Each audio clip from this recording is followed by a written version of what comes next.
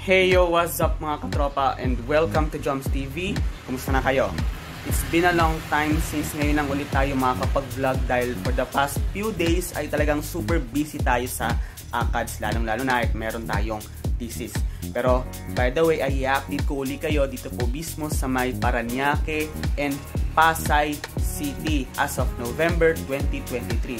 Pero by the way mga katropa, yan yung alaga kong pusa, ayan. Tara mga katropa, kung bago ka pa lang sa aking YouTube channel ay pindutin mo lang yung subscribe button.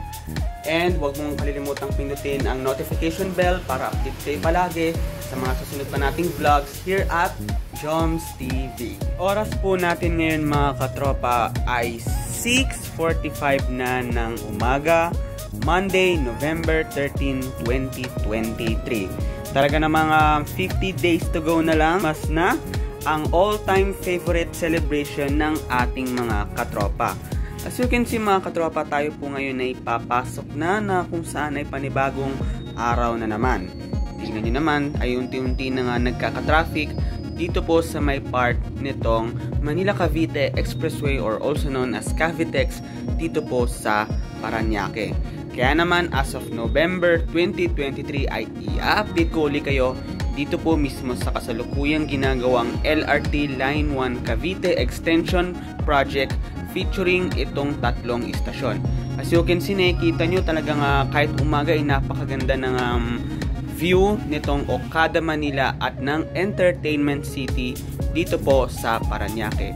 And syempre mga katropa, yan yung bulungan sa Parañaque na kung saan yan po ay papasok na dito po sa Las Piñas Parañaque Critical Habitat Park.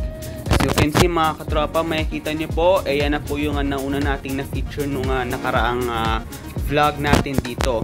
So yung flyover na yan ay papunta ng Cavite at yan naman papasok na yan ay papunta o papasok na ng Pacific Drive and dito po sa may Macapagal Boulevard.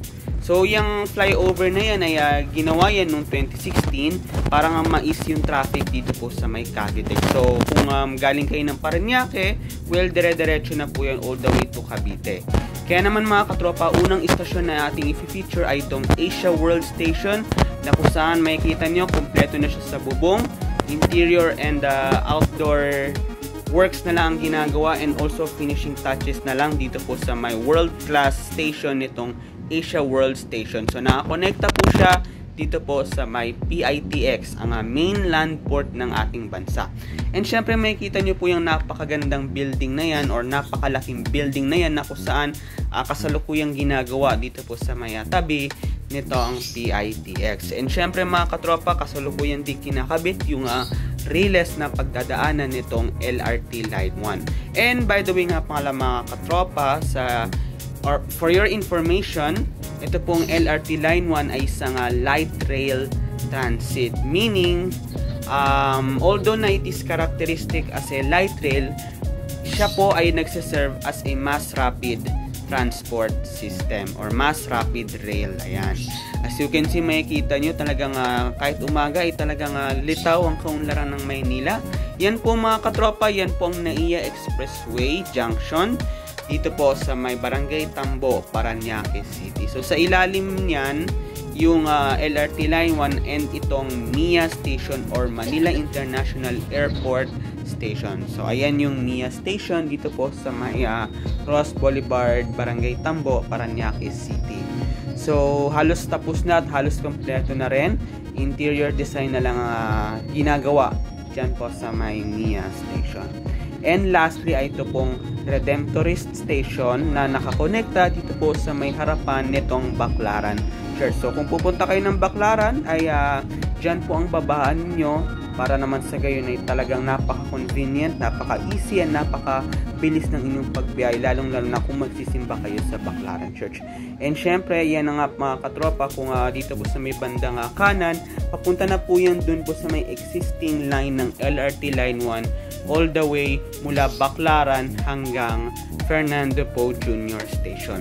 And syempre mga katropa, nung mga nakaraang linggo or nakaraang araw ay sarado itong EDSA flyover. Pero ngayon ay dinadaanan na siya simula pa kahapon or nung November 12 na kung saan tignan nyo naman napakaganda ng renovation and restructuring works dito po sa may EDSA flyover. So talaga nga inaspalto maigi para sa gayon ay talaga nga manatili yung ganda ng quality ng daan along dito po sa may EDSA flyover.